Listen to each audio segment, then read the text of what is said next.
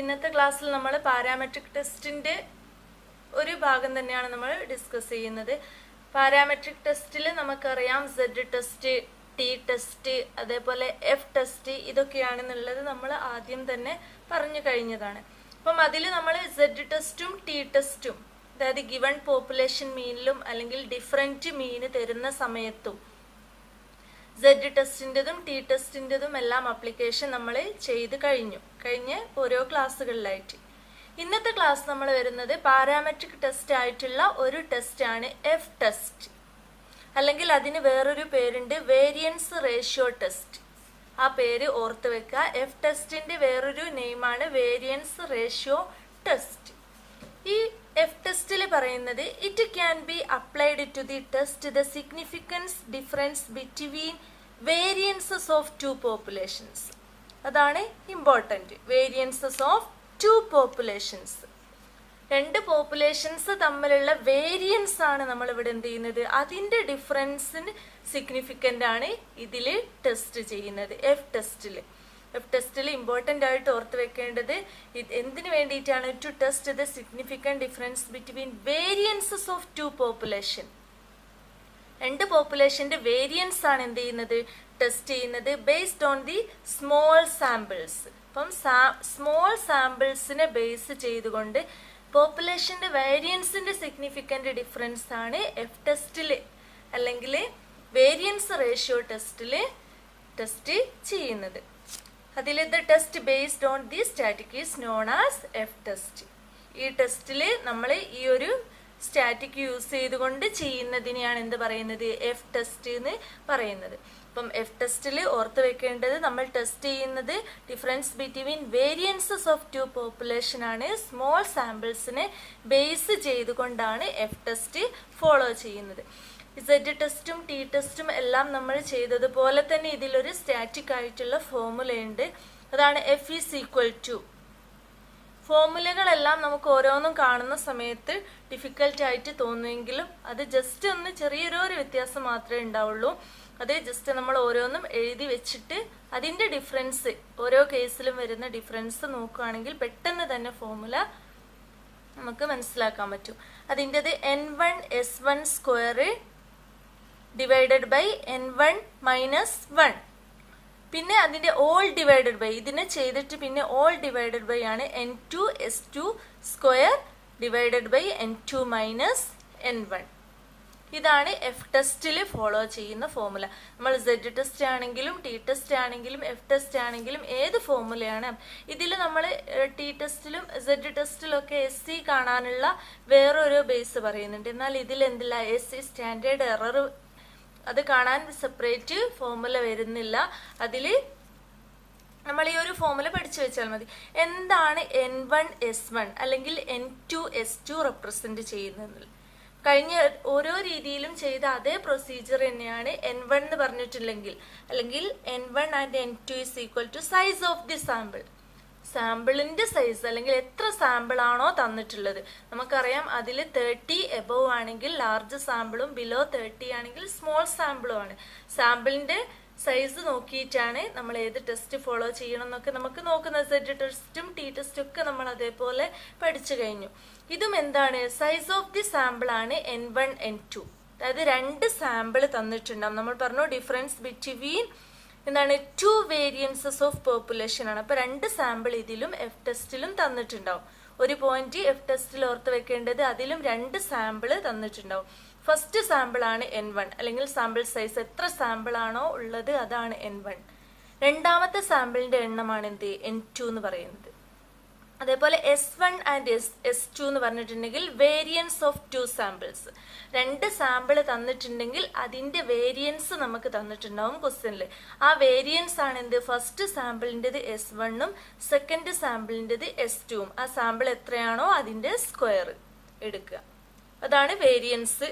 ഇപ്പം ഈ രണ്ട് സംഭവം N1ഉം S1ഉം അതേപോലെ N2 S2 എന്താണെന്നുള്ളത് മനസ്സിലാക്കി വെക്കുക. പിന്നെ അതിൽ if calculated value of F test is less than the table value, നമ്മൾ Z ടെസ്റ്റിലൊക്കെ പറയുന്നതാണ് കാൽക്കുലേറ്റഡ് വാല്യൂവും ടേബിൾ വാല്യൂവുമാണ് കമ്പയർ ചെയ്യുന്നത്. അതേപോലെ തന്നെ എഫ് ടെസ്റ്റിലും എന്താണ്, എഫ് അല്ലെങ്കിൽ ഈ ഫോർമുല വെച്ചിട്ട് നമുക്ക് കിട്ടുന്ന വാല്യൂ ആണ് കാൽക്കുലേറ്റഡ് വാല്യൂ. അതിലെ എഫ് ടെസ്റ്റിലെ calculated value is less than the table value. നമുക്കൊരു ടേബിൾ വാല്യൂ കാണാനുണ്ടാവും, അതിൻ്റെ എത്ര ലെവൽ ഓഫ് സിഗ്നിഫിക്കൻസ് ആണോ തരുന്നത് അത് വെച്ചിട്ട്. സെഡ് ടെസ്റ്റ് ആണെങ്കിൽ നമുക്കൊരു ടേബിൾ കാണാതെ തന്നെ പഠിച്ചു വെച്ചിട്ടുണ്ട്, ഒരു 1 ടൈലിനാണെങ്കിലും 2 ടൈലിനാണെങ്കിലും സെപ്പറേറ്റ് ഉള്ളത്. ഇത് നമ്മൾ എന്ത് ചെയ്യണം, ലോഗരിതം ടേബിളിൽ നോക്കിയിട്ട് എഫ് ടെസ്റ്റിൻ്റെ നമുക്ക് ലോഗരിതം ടേബിളിൽ സെപ്പറേറ്റ് കാണാം, എഫ് ടെസ്റ്റ് എന്ന് പറഞ്ഞിട്ട്, അല്ലെങ്കിൽ എഫ് ഡിസ്ട്രിബ്യൂഷൻ്റെ എന്ന് പറഞ്ഞിട്ട്. അതിൽ ടേബിൾ വാല്യൂ എത്രയാണെന്ന് നോക്കണം. നമുക്ക് കിട്ടുന്ന ഇതിൻ്റെ ഡിഗ്രി ഓഫ് ഫ്രീഡത്തിൻ്റെ അതിൽ എന്താണ്, അതിൻ്റെ വാല്യൂവും കാൽക്കുലേറ്റഡ് വാല്യൂമാണ് കമ്പയർ ചെയ്യുന്നത്. If calculated value of F test is less than the table വാല്യൂവിനെക്കാട്ടിലും കുറവാണെങ്കിൽ then we conclude that the population variance are equal. രണ്ടിൻ്റെതും നമ്മൾ വേരിയൻസിൻ്റെ ഡിഫറൻസാണ് നോക്കുന്നത്. ഈ വേരിയൻസ് ഈക്വൽ ആണ് എന്നുള്ളതാണ് നമ്മൾ കൺക്ലൂഡ് ചെയ്യുന്നത്. അതായത് നൾ ഹൈപ്പോത്തസിസ് നമ്മൾ എന്ത് ചെയ്യും, ആക്സെപ്റ്റ് ചെയ്യും. നമ്മളെപ്പോഴും നൾ ഹൈപ്പോത്തസിസ് സെറ്റ് ചെയ്യുന്നത് ഈക്വൽ ആണ് എന്ന് പറഞ്ഞിട്ടാണ്. അപ്പം അത് നമ്മൾ കാൽക്കുലേറ്റഡ് വാല്യൂ ടേബിൾ വാല്യൂവിനെക്കാട്ടിലും കുറവാണെങ്കിൽ നമ്മൾ എന്ത് ചെയ്യും, നമ്മൾ ഈ സെറ്റ് ചെയ്ത് വെച്ചിട്ടുള്ള നൾ ഹൈപ്പോത്തസിസ് ആക്സെപ്റ്റ് ചെയ്യും. അതാണ് കൺക്ലൂഡ് ചെയ്യുന്നത്, the population variance are equal. അപ്പം സെഡ് ടെസ്റ്റും ടി ടെസ്റ്റും ഒക്കെ പഠിച്ചു കഴിഞ്ഞിട്ടുണ്ടെങ്കിൽ ഇത് ജസ്റ്റ് ഒന്ന് നോക്കിയാൽ തന്നെ മനസ്സിലാവും. ആ ഒരു പ്രൊസീജിയർ തന്നെയാണ് നമ്മൾ പ്രോബ്ലം ചെയ്യുന്ന സമയത്തും. അതിൻ്റെ ഫോർമുലയിൽ ചെറിയൊരു ഡിഫറൻസ് ഉണ്ടാവും. ഇത് നമ്മൾ പറഞ്ഞു എന്താണ്, 2 സാമ്പിൾ തരും, അതേപോലെ വേരിയൻസും തന്നിട്ടുണ്ടാവും. അത് ഫോർമുലയിൽ അപ്ലൈ ചെയ്യുക. അതാണ് എഫ് ടെസ്റ്റിൽ പറയുന്നത്. അപ്പം ഇതിൻ്റെ ഒരു ക്വസ്റ്റ്യൻ നമുക്കൊന്ന് നോക്കാം.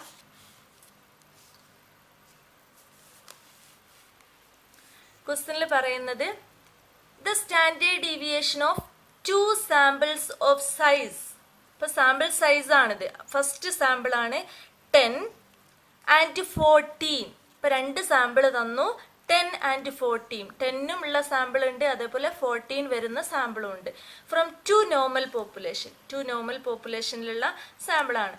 ആർ 3.5. ഇത് നമ്മൾ പറഞ്ഞിട്ടുള്ളത് ഫസ്റ്റ് സെന്റൻസ് മനസ്സിലാക്കണം. ഈ 3.5 എന്താണെന്നുള്ളത് ഫസ്റ്റ് സെന്റൻസിൽ പറയുന്നുണ്ട്. The standard deviation of 2 samples, അതായത് വേരിയൻസ് ആണ്.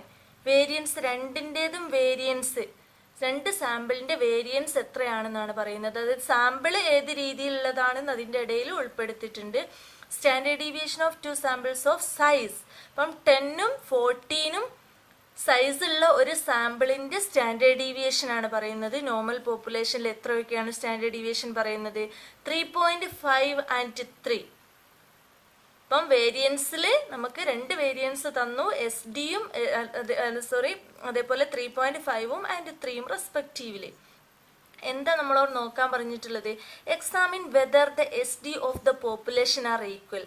രണ്ടിൻ്റെതും എസ് ഡി അല്ലെങ്കിൽ സ്റ്റാൻഡേർഡ് ഡീവിയേഷൻ വേരിയൻസ് ഈക്വൽ ആണോ എന്നുള്ളത് എന്ത് ചെയ്യണം, ടെസ്റ്റ് ചെയ്യണം. അല്ലെങ്കിൽ രണ്ടിൻ്റെതും വേരിയൻസ് ഈക്വൽ ആണോ എന്നുള്ളതാണ് ഇതിൽ ടെസ്റ്റ് ചെയ്യേണ്ടത്. അപ്പം ഇങ്ങനെ വേരിയൻസ് ഈക്വൽ ആണോ എന്നുള്ളത് ടെസ്റ്റ് ചെയ്യാൻ വേണ്ടിയിട്ട് നമുക്കറിയാം എന്താ നമ്മൾ യൂസ് ചെയ്യുന്നത്, എഫ് ടെസ്റ്റ് ആണ്. നമ്മൾ പറഞ്ഞു വേരിയൻസിന്റെ ഡിഫറൻസ് നോക്കാൻ വേണ്ടിയിട്ടാണ് എന്ത് യൂസ് ചെയ്യുന്നത്, എഫ് ടെസ്റ്റ് യൂസ് ചെയ്യുന്നത്. അത് തന്നെയാണ് ഇവിടെ പറഞ്ഞിട്ടുള്ള examine whether the standard deviation of population are equal. രണ്ടിൻ്റെതും സ്റ്റാൻഡേർഡ് ഡീവിയേഷൻ അല്ലെങ്കിൽ വേരിയൻസ് ഈക്വൽ ആണോ എന്നുള്ളത് ടെസ്റ്റ് ചെയ്യണം. വേരിയൻസ് ഈക്വൽ ആണോ എന്നുള്ളതാണ് ടെസ്റ്റ് ചെയ്യാനാണ് നമ്മൾ എഫ് ടെസ്റ്റ് യൂസ് ചെയ്യുന്നത്. അപ്പം ആദ്യം തന്നെ നൾ ഹൈപ്പോത്തസിസ്, എല്ലാ ടെസ്റ്റിൽ പാരാമെട്രിക് ടെസ്റ്റിലും ഒരേ പ്രൊസീജിയർ ആണ് ഫസ്റ്റ് വരുന്നത്. ഫസ്റ്റ് നൾ ഹൈപ്പോത്തസിസ് സെറ്റ് ചെയ്യണം. നൾ ഹൈപ്പോത്തസിസ് എന്താണ്, variance of 2 populations are equal. 2 പോപ്പുലേഷൻ്റെയും വേരിയൻസ് എന്താണ്, ഈക്വൽ ആണ് എന്നുള്ളത് ടെസ്റ്റ് ചെയ്തു. ആദ്യം തന്നെ നമ്മൾ വേരിയൻസ് ടെസ്റ്റ് ചെയ്തു, നൾ ഹൈപ്പോത്തസിസ് സെറ്റ് ചെയ്തു. ഇനി എന്ത് ചെയ്യണം, ആ സ്റ്റാറ്റിക് ആയിട്ടുള്ള ഫോർമുല എന്താണ്, എഫ് ടെസ്റ്റിൽ യൂസ് ചെയ്യുന്ന ഫോർമുല ഇത് കാണാതെ തന്നെ പഠിച്ചു വെക്കണം. n1 s1 square divided by n1 minus 1 all divided by n2 s2 square divided by n2 minus 1. ഇതിൽ ഓരോ നമുക്ക് n1 എത്രയാണ്, s1 എത്രയാണ്, n2 എത്രയാണ്, s2 എത്രയാണ്, ഇത്രയും കിട്ടിക്കഴിഞ്ഞാൽ നമുക്ക് എന്ത് ചെയ്യാം, ഡയറക്റ്റ് ആയിട്ട് ഫോർമുലയിൽ അപ്ലൈ ചെയ്താൽ മതി. ഓരോന്നും നമുക്കറിയാം. n1 എത്രയാണ് നമ്പർ, അല്ലെങ്കിൽ ഫസ്റ്റ് സാമ്പിളിന്റെ എണ്ണം, അതാണ് n1. സാമ്പിൾ സൈസ് ഓഫ് 10 എന്ന് പറയുന്നുണ്ട്. അപ്പോൾ n1 ഈസ് ഈക്വൽ ടു 10. അതേപോലെ N2 രണ്ടാമത്തെ sample 14, N2 is equal to 14. അതേപോലെ സാമ്പിൾ അതായത് S1 എന്ന് പറഞ്ഞിട്ടുണ്ടെങ്കിൽ സ്റ്റാൻഡേർഡ് ഡീവിയേഷൻ ഫസ്റ്റ് സാമ്പിളിൻ്റെ SD ആണ്, അല്ലെങ്കിൽ ഫസ്റ്റ് സാമ്പിളിൻ്റെ വേരിയൻസ് ആണ് 3.5. ഫസ്റ്റിൻ്റെത് S1 3.5, S2 3. ഇത്രയും നമുക്ക് ക്വസ്റ്റ്യനിൽ നിന്ന് തന്നെ കിട്ടിയിട്ടുണ്ട്. ഇനി എന്ത് ചെയ്യണം നമ്മൾ? ഇത് ഫോർമുലയിൽ അപ്ലൈ ചെയ്യുക. ആദ്യം ഈ സംഭവം ഇത് ചെയ്തിട്ട് പിന്നെ എന്ത് ചെയ്യുക? ഇതും ചെയ്യുക.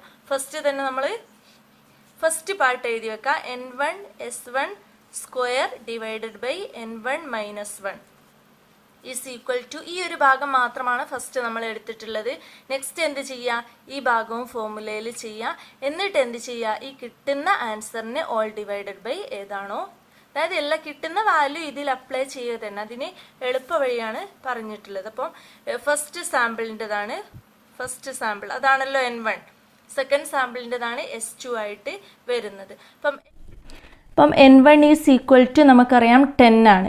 10 into S1 is equal to 3.5 ആണ്. 3.5 അതിൻ്റെ സ്ക്വയർ ആണ് പറഞ്ഞിട്ടുള്ളത്. അപ്പം square 10 into 3.5 square divided by N1 minus 1, അതായത് N1 എത്രയാണ്? 10 ആണ്. 10 മൈനസ് 1 അതായത് 9. ഇത് കാൽക്കുലേറ്റ് ചെയ്തിട്ടുണ്ടെങ്കിൽ നമുക്ക് എത്ര ആൻസർ കിട്ടും? 13.6. ഈ കാൽക്കുലേഷൻ 10 മൈനസ് 1 9 വരും. അപ്പം ഈ ഒരു കാൽക്കുലേഷൻ ചെയ്തിട്ടുണ്ടെങ്കിൽ 13.6 ആയിരിക്കും ആൻസർ വരുന്നത്.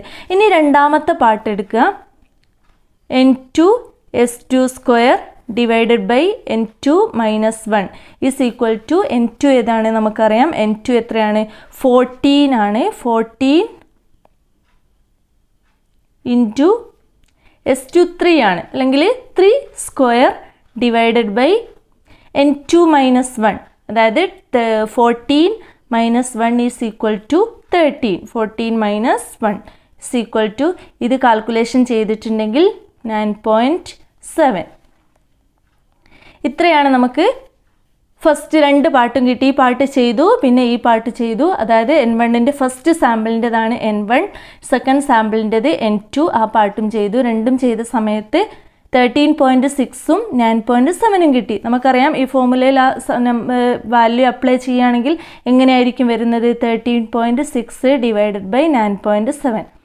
കാരണം എന്താണ്? ഈ പാർട്ടാണ് നമ്മൾ ചെയ്ത് വെച്ചിട്ടുള്ളത്. അത് 13.6 കിട്ടി. അതേ ഡിവൈഡഡ് ബൈ ഇത് ചെയ്ത സമയത്ത് എത്ര കിട്ടി? 9.7 കിട്ടി. അപ്പം ഇതിൻ്റെ നേരെ നമുക്ക് വേണമെങ്കിൽ മനസ്സിലാവാൻ വേണ്ടിയിട്ട് എഴുതാം. 6 ഡിവൈഡഡ് ബൈ 9.7 ഇതാണ് നമ്മൾ ചെയ്തിട്ടുള്ളത്. ഇത് നമുക്ക് ഇതിൻ്റെ ഡയറക്റ്റ് കാൽക്കുലേഷൻ ചെയ്യുന്ന സമയത്ത് 1.4 ആൻസർ. അപ്പോൾ നമുക്ക് ഫോർമുലയിൽ വാല്യൂ അപ്ലൈ ചെയ്തിട്ട് കിട്ടിയ കാൽക്കുലേറ്റഡ് വാല്യൂ ആണ് എന്ത്? 1.4. ഇനി നമ്മൾ എന്ത് നോക്കണം? ഡിഗ്രി ഓഫ് ഫ്രീഡം നോക്കണം. ടേബിൾ വാല്യൂ കാണണം. ടേബിൾ വാല്യൂ കാണണമെങ്കിൽ നമുക്കറിയാം എല്ലാ പ്രാവശ്യം എല്ലാ ടെസ്റ്റിലും ചെയ്യുന്നത് പോലെ തന്നെ ഡിഗ്രി ഓഫ് ഫ്രീഡം നമുക്കറിയാം. Z ടെസ്റ്റ് ആണെങ്കിൽ നമ്മൾ പറഞ്ഞു ഇൻഫിനിറ്റ് ആണ് എന്ന് പഠിച്ചിട്ടുണ്ട്. ഇൻഫിനിറ്റ് ആകുമ്പോൾ നമ്മൾ ആ ടെസ്റ്റിലുള്ള അല്ലെങ്കിൽ ആ ഒരു ടേബിളിലുള്ള വാല്യൂ മാത്രം, അല്ലെങ്കിൽ രണ്ട് രീതിയിലുള്ള 1 ടൈലിനും 2 ടൈലിനുമുള്ള ടേബിൾ വാല്യൂ മാത്രം നോക്കിയാൽ മതി. എന്നാൽ എഫ് ടെസ്റ്റിൻ്റെ ഡിഗ്രി ഓഫ് ഫ്രീഡം എന്താണ് നമ്മളോട് പറയുന്നത്? N1 മൈനസ് 1 അതേപോലെ N2 മൈനസ് 1 ഇതാണ് degree of freedom. N1 minus 1 N2 minus 1, അതായത് ഫസ്റ്റ് സാമ്പിൾ മൈനസ് 1. നമ്മൾ പറഞ്ഞു സ്മോൾ സാമ്പിൾ ആവുന്ന സമയത്ത് തന്നെ ഡിഗ്രി ഓഫ് ഫ്രീഡം വരുന്നത് N-1 ആണ്. അപ്പം ഈ N-2 N വരുന്നത് കൊണ്ടാണ് N1ൻ്റെതും N2ൻ്റെതും സെപ്പറേറ്റ് ആയിട്ട് എടുക്കുന്നത്. N1 മൈനസ് 1, N1 നമുക്കറിയാം എത്രയാണ്? 10 ആണ്. N2 എത്രയാണ്? 14 ആണ്. അപ്പം N1 മൈനസ് 1 9 ആയിരിക്കും. N2 മൈനസ് 1 എന്തും ആയിരിക്കും? 13 ആയിരിക്കും. അപ്പം 10 മൈനസ് 1 അതേപോലെ N2 മൈനസ് 1 ആണെങ്കിൽ 14 minus 1 is equal two degree of freedom വരുന്നത് 9 ആൻഡ് 13. അപ്പം degree of freedom table value നമ്മൾ ഇതിൻ്റെതാണ് നോക്കുന്നത്. അപ്പോൾ എഫ് ടെസ്റ്റിൽ നമ്മൾ മനസ്സിലാക്കേണ്ടത് നമുക്ക് കാൽക്കുലേറ്റഡ് വാല്യൂ ഫോർമുലയിൽ അപ്ലൈ ചെയ്താൽ കാൽക്കുലേറ്റഡ് വാല്യൂ കിട്ടും. എന്നാൽ ഇനി ടേബിൾ വാല്യൂ ആണ് വേണ്ടത്. ടേബിൾ വാല്യൂ എഫ് ടെസ്റ്റിൽ ഈ ഫോർമുല വെച്ചിട്ടാണ് ടേബിൾ വാല്യൂ നോക്കേണ്ടത്. സാമ്പിൾ സൈസ് എത്രയാണോ ഫസ്റ്റ് സാമ്പിളിൽ നിന്നും 1 കുറയ്ക്കുക, സെക്കൻഡ് സാമ്പിളിൽ നിന്നും 1 കുറയ്ക്കുക. ഫസ്റ്റ് സാമ്പിളിൻ്റെ എണ്ണം എത്രയാണ്? 10 ആയിരുന്നു പറഞ്ഞത്. അപ്പം ഡിഗ്രി ഓഫ് ഫ്രീഡം 9 ഉണ്ടാവും. പിന്നെ രണ്ടാമത്തെ സാമ്പിളിൻ്റെത് 14 ആയിരുന്നു. അപ്പം ഡിഗ്രി ഓഫ് ഫ്രീഡം എത്രയുണ്ടാവും? 13 ഉണ്ടാവും. ഇൻറ്റു ഈ n-1. അപ്പം 9ഉം 13ഉം ആയിരിക്കും. ഈ 9ൻ്റെതും 13ൻ്റെതും ഇനി എന്ത് ചെയ്യണം? നമുക്കറിയാം ടേബിൾ വാല്യൂ എന്താണ് നമ്മളോട് പറഞ്ഞിട്ടുള്ളത്? 5% ലെവൽ ഓഫ് സിഗ്നിഫിക്കൻസ് ആണ്. അപ്പം ഇതിൽ നമ്മൾ എഫ് ടെസ്റ്റിന് സെപ്പറേറ്റ്, അതാണ് നമ്മൾ പറഞ്ഞിട്ടുള്ളത്, ഈ ലോഗരിതം ടേബിൾ അല്ലെങ്കിൽ ക്വസ്റ്റ്യനിൽ ടേബിൾ വാല്യൂ തന്നിട്ടുണ്ടാവും. നമുക്കറിയാം എത്രയാണ് നോക്കേണ്ടത്? 9ഉം 13ഉമാണ്. അപ്പം 9ൻ്റെ നേരെ കൊണ്ടുവരിക 9, അതേപോലെ ഇവിടെ 13ഉം നോക്കുക. 9ഉം 13ഉമാണ്. നമുക്കറിയാം n1 9ഉം 13ഉമാണ്. 2 സാമ്പിൾ ഉണ്ടാവും വേരിയൻസ് നോക്കുന്ന സമയത്ത്. അപ്പം നമുക്ക് കിട്ടിയിട്ടുള്ളത് ഡിഗ്രി ഓഫ് ഫ്രീഡം 9 ആൻഡ് 13 ആണ്. അപ്പം ടേബിൾ വാല്യൂ നോക്കുന്ന സമയത്ത് 9ൻ്റെ നേരെ കൊണ്ടുവരിക, അതേപോലെ 13ൻ്റെ നേരെയും എടുത്തിട്ടുണ്ടെങ്കിൽ ടേബിൾ വാല്യൂ എത്രയായിരിക്കും കിട്ടുന്നത്? 2.72 ആയിരിക്കും. Is equal to 2.72. അപ്പം രണ്ടും നമുക്ക് കിട്ടി. ഒന്ന് ഫോർമുലയിൽ അപ്ലൈ ചെയ്തിട്ടുള്ള കാൽക്കുലേറ്റഡ് വാല്യൂ കിട്ടി, അതേപോലെ ടേബിൾ വാല്യൂ നോക്കിയ സമയത്ത് 2.72 കിട്ടി. ഇനി നമുക്ക് ഡിസിഷൻ എടുക്കാം. നമുക്കറിയാം calculated value is less than the table value ആണെങ്കിൽ നമ്മൾ നൾ ഹൈപ്പോത്തസിസ് എന്ത് ചെയ്യും? ആക്സെപ്റ്റ് ചെയ്യും. ഇവിടെ എന്താ സംഭവിച്ചിട്ടുള്ളത്? അത് തന്നെയാണ് സംഭവിച്ചിട്ടുള്ളത്. കാൽക്കുലേറ്റഡ് വാല്യൂ എന്താണ്? ടേബിൾ വാല്യൂവിലും കുറവാണ്. അപ്പം നമുക്കിവിടെ സെൻറ്റൻസ് ആയിട്ട് എഴുതാം, calculated value is less than the table value. ഇത് നമ്മൾ ആൻസർ ചെയ്ത് കഴിഞ്ഞിട്ട് ഈ ഒരു സെൻറ്റൻസ് നിർബന്ധമായിട്ടും എഴുതണം. ഇത് ഗ്രേറ്റർ ദാൻ ആണെങ്കിലോ calculated value is greater than the table value. Table വാല്യൂവിലും കൂടുതലാണ് നമുക്ക് കാൽക്കുലേറ്റഡ് വാല്യൂ കിട്ടിയതെങ്കിൽ വി റിജക്റ്റ് ദി, അല്ലെങ്കിൽ നമ്മൾ ഫസ്റ്റ് നൾ ഹൈപ്പോത്തിസിസ് സെറ്റ് ചെയ്തത് അതേപോലെ അല്ല എന്നുള്ളത് പറയേണ്ടി വരും. ഇവിടെ നമ്മൾ നൾ ഹൈപ്പോത്തിസിസ് സെറ്റ് ചെയ്തത് എന്താണ്? Variance of 2 populations are equal. അതേപോലെ നമുക്ക് ഇവിടെ എന്ത് എഴുതാം? Calculated value is less than the table value. അപ്പോൾ നമുക്ക് എന്ത് ചെയ്യാം? We accept the null hypothesis. എന്നിട്ട് നമുക്ക് എന്ത് കൊടുക്കാം? ആ ഒരു സെൻറ്റൻസും കൂടി എഴുതി വെക്കാം. Variance of 2 populations are equal എന്ന് പറഞ്ഞിട്ട് ആ സെൻറ്റൻസും കൂടി ഉൾപ്പെടുത്തിയിട്ട് എഴുതി വെക്കുക. ഇത്രയും ചെയ്തിട്ടുണ്ടെങ്കിൽ നമ്മുടെ ആ പ്രോബ്ലം എന്തായി? സക്സസ്ഫുള്ളി കംപ്ലീറ്റഡ് ആയി. അപ്പോൾ നമുക്കറിയാം എഫ് ടെസ്റ്റിൽ നമുക്ക് സെഡ് ടെസ്റ്റ് പോലെ തന്നെ നമ്മൾ മനസ്സിലാക്കേണ്ടത് എന്താണ്? ഒരു ഫോർമുലയിൽ വ്യത്യാസമുണ്ട്. പിന്നെ അതേപോലെ ആ ഫോർമുലയിൽ എന്ത് ചെയ്യാം? നമുക്ക് ക്വസ്റ്റ്യനിൽ തന്നിട്ടുള്ളത് സാമ്പിൾ 1ഉം സാമ്പിൾ 2 ഉണ്ടാവും. അതിൻ്റെ സ്റ്റാൻഡേർഡ് ഡീവിയേഷൻ വേരിയൻസ് തന്നിട്ടുണ്ടാവും. അത് വെച്ചിട്ട് എന്ത് ചെയ്യുക? ഫോർമുലയിൽ ഡയറക്റ്റ് അപ്ലൈ ചെയ്യുക. ഡിഗ്രി ഓഫ് ഫ്രീഡം നോക്കുന്ന സമയത്ത് ഇത് നിർബന്ധമായിട്ടും മനസ്സിൽ വേണം. ഡിഗ്രി ഓഫ് ഫ്രീഡം നോക്കുന്ന സമയത്ത് എത്രയാണോ സാമ്പിൾ സൈസ് എത്രയാണോ അതിൽ നിന്നും 1 കുറയ്ക്കണം. 2 സാമ്പിളിൻ്റെ ഉള്ള സമയത്ത് 2 സാമ്പിളിൽ നിന്നും ഓരോന്ന് കുറച്ചിട്ടുണ്ടെങ്കിൽ എന്ത് കിട്ടും? അതിൻ്റെ ഡിഗ്രി ഓഫ് ഫ്രീഡം കിട്ടും. ഇത് നോക്കിയിട്ടാണ് ടേബിൾ വാല്യൂ നമ്മൾ നോക്കുന്നത്. ടേബിൾ വാല്യൂ നോക്കുന്നത് നമ്മൾ കണ്ടു. ടേബിൾ വാല്യൂ നോക്കിയ സമയത്താണ് ഈ ആൻസർ കിട്ടിയിട്ടുള്ളത്. ഇനി ഇതും എന്ത് ചെയ്യുക? കമ്പയർ ചെയ്തിട്ട് ഡിസിഷന് അല്ലെങ്കിൽ നമ്മുടെ ക്വസ്റ്റ്യനിലുള്ള കൺക്ലൂഷന് കൊടുക്കുക. ഇത്രയാണ് എഫ് ടെസ്റ്റിൽ നമ്മൾ മനസ്സിലാക്കേണ്ടത്. ഇതേപോലെ നമുക്ക് കൂടുതൽ പ്രോബ്ലംസ് ചെയ്യാനുണ്ടാവും. അതൊക്കെ നിങ്ങൾ എന്ത് ചെയ്യുക? വീട്ടിൽ നിന്നും ഇതേപോലെ നമ്മൾ കൂടുതലായിട്ടും വർക്കൗട്ട് ചെയ്ത് നോക്കണം. ഇനി അതേപോലെ നമ്മൾ വേറൊരു ക്വസ്റ്റ്യനും കൂടി ഒന്ന് പരിചയപ്പെട്ടിട്ട് പോവാം. എന്താ പറയുന്നത്? In A sample of 10 observations assume the sum of the squared deviation of the item from the mean was 101.7. In another sample of 8 observation, the value was found to be 94.5. Test whether the difference is significant at 5% level. രണ്ടിൻ്റെതും significant different 5% level ആണോ എന്നുള്ള അതിൻ്റെ variance എന്ത് ചെയ്യാൻ വേണ്ടത്? Difference test ചെയ്യാണ് വേണ്ടത്. അതിൽ ഇതേപോലെ നമുക്കറിയാം എന്താണ് ക്വസ്റ്റ്യൻ ആദ്യം മനസ്സിലാക്കണം. In A sample of 10 observation, ഇതെന്താണ്? ഒരു സാമ്പിളിലെ സൈസാണ്. 10 ഒബ്സർവേഷനാണ് വരുന്നത്. The sum of the squared deviation, ഇത് SD അല്ല തന്നിട്ടുള്ളത്, വെറും സ്റ്റാൻഡേർഡ് ഡീവിയേഷൻ അല്ല തന്നിട്ടുള്ളത്. എന്താണ്? സ്ക്വയേർഡ് ഡീവിയേഷനാണ്. സ്ക്വയർഡ് ഡീവിയേഷൻ നമുക്ക് സ്റ്റാൻഡേർഡ് ഡീവിയേഷൻ അല്ല, അതിൻ്റെ എന്താണ് സ്ക്വയർഡ് ഡീവിയേഷനാണ് തന്നിട്ടുള്ളത്. Of items from the mean was 101.7. അതേപോലെ വേറൊരു സാമ്പിളിൻ്റെതും പറയുന്നുണ്ട്. In another sample of 8 observation. ഇപ്പം N2 അതായത് രണ്ടാമത്തെ സാമ്പിൾ സൈസാണ്, അതിൻ്റെതും സ്ക്വയർഡ് ഡീവിയേഷൻ എത്രയാണ് പറയുന്നത്? 94.5 ആണ് സ്ക്വയർഡ് ഡീവിയേഷന് പറയുന്നത്. ഇപ്പോൾ നമ്മൾ ആദ്യം ക്വസ്റ്റ്യനിൽ എന്തൊക്കെയാണെന്നുള്ളത് എഴുതി വെക്കണം. ഫസ്റ്റ് സാമ്പിൾ 10 ആണ്, N2 8 ആണ്. പിന്നെ അതേപോലെ S1 നമുക്ക് ഇനി എന്തൊക്കെ വേണം? S1 വേണം, S2 വേണം. ഈ S1 എത്രയാണ്? നമുക്ക് ഡയറക്റ്റ് വേരിയൻസ് ആണ് തന്നതെങ്കിൽ നമുക്ക് S1 ഡയറക്റ്റ് എടുത്താൽ മതി. ഇവിടെ എന്താണ്? സ്ക്വയർഡ് ഡീവിയേഷൻ ആണ് തന്നിട്ടുള്ളത്. അപ്പോൾ സ്ക്വയർഡ് സ്റ്റാൻഡേർഡ് ഡീവിയേഷൻ എന്ന് പറഞ്ഞിട്ടുണ്ടെങ്കിൽ എന്താണ്? Sigma x1 minus X bar the whole square, അതാണ് സ്ക്വയർഡ് ഡീവിയേഷൻ ആണ്. 101.7 ആണ്. ഇനി ഇങ്ങനെ നമുക്ക് തരികയാണെങ്കിൽ നമ്മൾ എന്താണ് S1 കാണാൻ വേണ്ടിയിട്ട് ഈ ഒരു ഫോർമുല നമ്മൾ യൂസ് ചെയ്യണം. Sigma x1 minus X bar 1 the whole square divided by n. ഈ സ്ക്വയർഡ് ഡീവിയേഷൻ ഇത്രയും നമുക്ക് എന്ത് ചെയ്തു? ക്വസ്റ്റ്യനിൽ തന്നിട്ടുണ്ട്. അതാണ് എന്ത്? 101.7. അത് നമുക്ക് 101.7 ഡിവൈഡഡ് ബൈ N1, അതായത് N1-ൻ്റെതാണെങ്കിൽ അങ്ങനെ എടുക്കാം. ഫസ്റ്റ് സാമ്പിളിൻ്റെ നോക്കാം. ഫസ്റ്റ് സാമ്പിൾ N1 എത്രയായിരുന്നു? 10 ആണ്. Is equal to 10.70. 10.17 കിട്ടി S1. ഇനി അതേപോലെ S2 നമ്മൾ എടുക്കുകയാണെങ്കിൽ ഇതേ ഫോർമുല തന്നെ എന്താണ്? Sigma x2 minus X bar 2 the whole square divided by N2. ഈ ഒരു ഭാഗമാണ് നമുക്ക് സ്ക്വയർഡ് ഡീവിയേഷൻ ആയിട്ട് ക്വസ്റ്റ്യനിൽ തന്നിട്ടുള്ളത്. രണ്ടാമത്തേൻ്റെ സ്ക്വയർഡ് ഡീവിയേഷൻ എത്രയാണ് പറഞ്ഞിട്ടുള്ളത്? 94.5 ഡിവൈഡഡ് ബൈ N2 നമുക്കറിയാം എത്രയാണ്? 8 ആണ്. ഇത് നമുക്ക് ചെയ്തിട്ടുണ്ടെങ്കിൽ എത്ര കിട്ടും?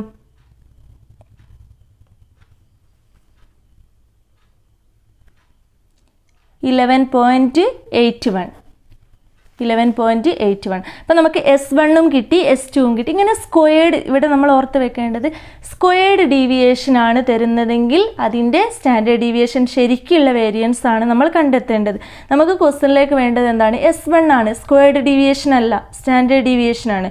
അപ്പം ഈ S1 തരണമെങ്കിൽ എന്ത് വേണം? ഇതാണ് സ്ക്വയർഡ് ഡീവിയേഷൻ, അതാണ് നമ്മൾ ക്വസ്റ്റ്യനിൽ തന്നിട്ടുള്ളത്. അതേ ഡിവൈഡഡ് ബൈ N1, അതാണ് നമ്മൾ ക്വസ്റ്റ്യനിൽ തന്നിട്ടുള്ള 101.7 divided by 10 is equal to ഒരു ആൻസർ കിട്ടി, S1 കിട്ടി. അതേപോലെ S2-ലും എന്ത് ചെയ്യുക? കൊടുക്കുക. 94.5 divided by 8 is equal to 11.81. ഇനി എന്ത് ചെയ്യുക? ഫസ്റ്റ് നമ്മൾ കഴിഞ്ഞ പ്രോബ്ലത്തിൽ ചെയ്തതുപോലെ തന്നെ ഫോർമുലയിൽ അപ്ലൈ ചെയ്യുക. ഫസ്റ്റ് സാമ്പിള് എന്തായിരിക്കും? NS1 square divided by N1 minus 1. നമ്മൾ ഒരു ഫോർമുല കഴിഞ്ഞ ഒരു പ്രോബ്ലം അപ്ലൈ ചെയ്ത അതേ പ്രോബ്ലം തന്നെ ഈ ഒരു രീതിയിൽ എന്താണ്?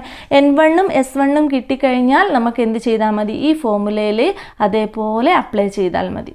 N1 എത്രയാണ്, S1 എത്രയാണ്, അത് സ്ക്വയർ ഡിവൈഡഡ് ബൈ ഇത് കൊടുത്തിട്ട് കഴിഞ്ഞ പ്രോബ്ലം ചെയ്ത അതേ പ്രൊസീജിയറിൽ തന്നെ N1-ഉം S1-ഉം കിട്ടിക്കഴിഞ്ഞാൽ നമ്മൾ ഫോർമുലയിൽ അപ്ലൈ ചെയ്താൽ മതി. നിങ്ങൾ മനസ്സിലാക്കേണ്ടത് N1 നമുക്ക് ക്വസ്റ്റ്യനിലുണ്ടാവും. S1 സ്ക്വയർഡ് ഡീവിയേഷൻ ആണ് തരുന്നതെങ്കിൽ നമുക്ക് തന്ന ആൻസർ ഡിവൈഡഡ് ബൈ N1 എത്രയാണോ അത് ചെയ്യാം. പിന്നെ രണ്ടാമത്തേതും സ്ക്വയർ ഡീവിയേഷൻ ആണ് തന്നതെങ്കിൽ അതേ ഡിവൈഡഡ് ബൈ n എടുത്തിട്ട് അതും ചെയ്യാം. അപ്പം S1-ഉം S2-ഉം കിട്ടും. ഇനി ഫോർമുലയിൽ എന്ത് ചെയ്യുക? അതേപോലെ അപ്ലൈ ചെയ്യുക. നമുക്ക് അറിയാം ഫോർമുലയിൽ അപ്ലൈ ചെയ്യുന്ന സമയത്ത് N2 S2 square divided by N2 minus 1, ഇതാണല്ലോ എഫിൻ്റെ ഫോർമുല സാമ്പിൾ 1-ൽ. അപ്പം സാമ്പിൾ 1 ആണെങ്കിലും സാമ്പിൾ 2 ആണെങ്കിലും ഇത് സാമ്പിൾ 2-ൻ്റെതാണ്. രണ്ടും ഒന്നിച്ച് ചെയ്യുകയും ചെയ്യാം. ഇങ്ങനെ ഫോർമുലയിൽ അപ്ലൈ ചെയ്യുന്ന സമയത്ത് ഇത് നിങ്ങൾ ചെയ്താൽ മതി. ഈ ഒരു രീതിയിൽ ചെയ്യുന്ന സമയത്ത് ഫസ്റ്റ് സാമ്പിളിൻ്റെത് എത്രയാണ് കിട്ടുന്നത്? 11.3. അതേപോലെ ഇത് കിട്ടുന്നത് 13.5. ഇത് ഞാൻ ഡയറക്റ്റ് കൂടുതലായിട്ട് ഫുള്ള് ചെയ്യുന്നില്ല, നിങ്ങൾ ചെയ്ത് നോക്കിയാൽ മതി. ഈ ഒരു ഭാഗം ചെയ്തിട്ടാണ് ഇത് കിട്ടുന്നത്, ഈ ഒരു ഭാഗം ചെയ്തിട്ടാണ് ഇത് കിട്ടുന്നത്. രണ്ടുമാണല്ലോ നമുക്കുള്ള ഫോർമുല, എഫിൻ്റെ ഫോർമുല. ഇങ്ങനെ വരുന്ന സമയത്ത് ഫസ്റ്റ് ഒന്ന് ചെറുതും, രണ്ട് സാമ്പിളിൻ്റെതാണ് നമ്മളിപ്പോൾ ചെയ്തത്, ഫോർമുലയിൽ ചെയ്തത്.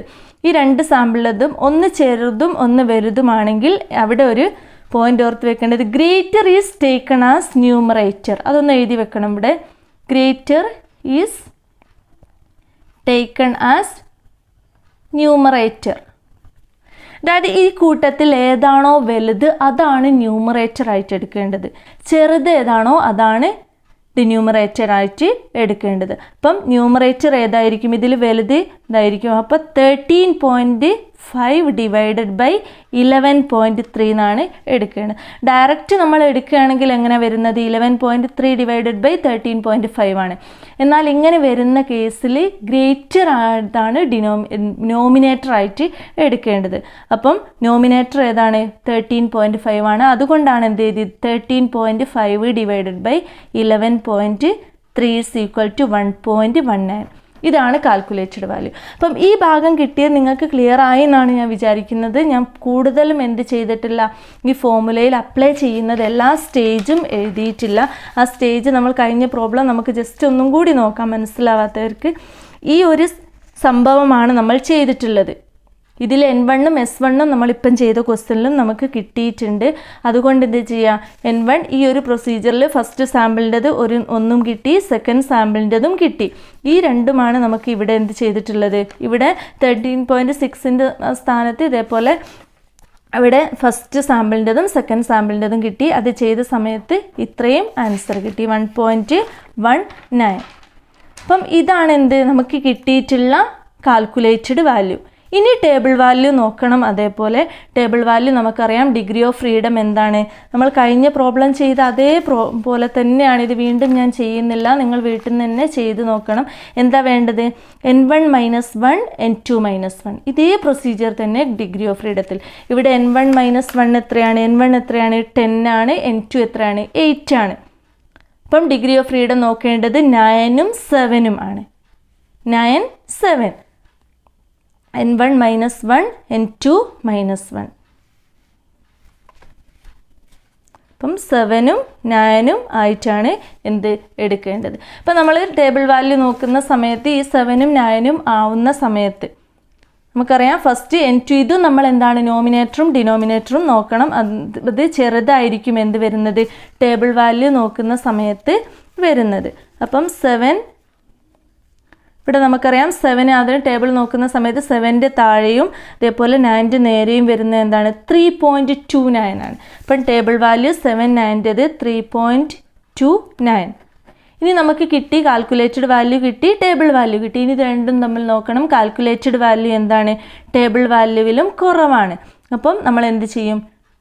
നൾ ഹൈപ്പോത്തസിസ് ആക്സെപ്റ്റ് ചെയ്യും. അല്ലാത്ത കേസിലാണെങ്കിൽ നൾ ഹൈപ്പോത്തസിസ് റിജക്റ്റ് ചെയ്യും. Hypothesis accepted. ഫുള്ള് നമ്മൾ ഫസ്റ്റ് പ്രോബ്ലത്തിൽ ചെയ്ത എല്ലാ പ്രൊസീജിയറും നമ്മൾ ഇതിൽ ഉൾപ്പെടുത്തിയിട്ടില്ല. എല്ലാം നമ്മൾ പറഞ്ഞു, പക്ഷേ സ്റ്റെപ്പുകൾ ഫുള്ളും എന്ത് ചെയ്തിട്ടില്ല. അപ്പം കഴിഞ്ഞ പ്രോബ്ലം ചെയ്യുന്ന അതേ രീതി തന്നെ ആയതുകൊണ്ടാണ് നമ്മളിത് റിപ്പീറ്റ് ചെയ്യാതിരിക്കുന്നത്. ഇതിൽ എന്ത് മാത്രമാണ് വ്യത്യാസമുള്ളത്? S1 കാണാൻ. S1 സ്ക്വയർഡ് ഡീവിയേഷൻ ആണെങ്കിൽ നമുക്ക് തന്നിട്ടുള്ള squared deviation divided by n ആണ് S1. അതായത് 101.7 ഡിവൈഡഡ് ബൈ n 10 അതാണ് S1.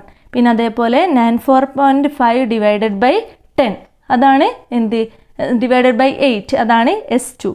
അങ്ങനെ നമ്മൾ എന്ത് ചെയ്യുക? S1ഉം S2ഉം കാണുക, എന്നിട്ട് നമ്മളെ ഫോർമുലയിൽ അപ്ലൈ ചെയ്യുക.